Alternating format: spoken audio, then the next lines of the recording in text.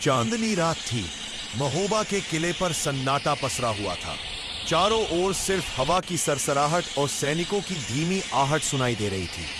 राजा परमाल देव अपने सिंहासन पर चिंतित बैठे थे।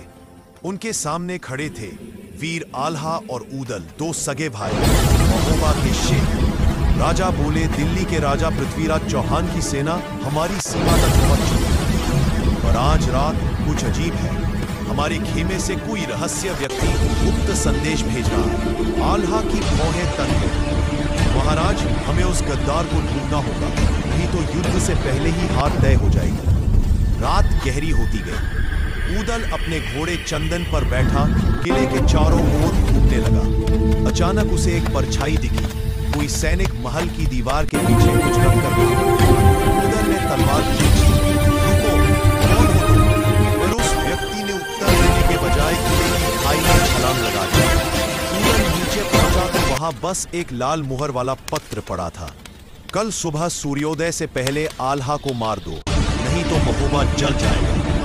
ऊदल के पैरों तले जमीन खिसक गई। आल्हा भैया के खिलाफ साजिश। अगली सुबह युद्ध का मैदान।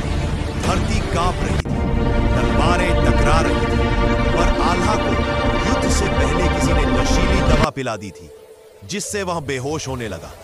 तभी ऊदल ने अपनी जान दांव पर लगाकर आल्हा को बचाया। भैया, आंखें खोलो, ये गद्दारी हमारे बीच से ही आई है। आल्हा ने जैसे ही आंखें खोली, उसकी तलवार बिजली की तरह चमकी और उसने उस सैनिक को पकड़ लिया जो पीछे से तीर चला रहा था। चेहरा दिखा तो सब दंग रह गए। वह कोई दुश्मन नहीं, बल्कि राजा का दरबारी सेनापति सोमेश्वर था। वह कांपते हुए बोला, मुझे दिल्ली के सोने ने अंधा कर दिया, माफ कर दो। पर तब तक देर हो चुकी थी। आल्हा की तलवार ने उसे धरती पर गिरा दिया और ऊदल ने युद्ध जीत लिया। अंत महोबा फिर से सुरक्षित था। राजा ने कहा, तुम दोनों भाई नहीं देवता हो। आल्हा मुस्कुराया, महाराज, युद्ध जीतने से बड़ा धर्म सच्चाई की रक्षा करना है। और फिर चांदनी में दोनों भाई अपने घोड़ों पर सवार होकर निकल गए। महोबा की धरती पर फिर से वीरता की गूंज उठी।